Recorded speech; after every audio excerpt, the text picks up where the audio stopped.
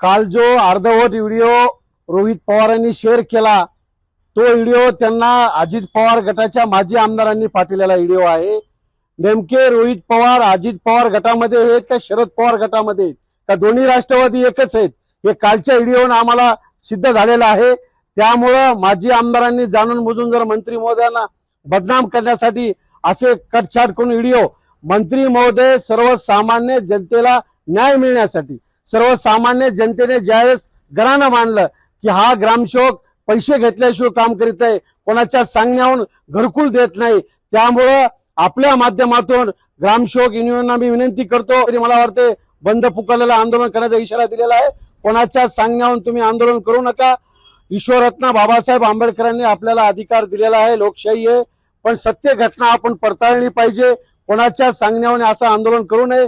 रोहित पवारला मतदारसंघामध्ये आता नगरपालिका राहिली नाही मार्केट कमिटी राहिली नाही कुठलंही काम उरलं नाही स्वतःच्या प्रसिद्धीसाठी असे अर्धवट व्हिडिओ करणं काहीतरी बोलणं हेच रोहित पवारचं आता राहिलेलं आहे।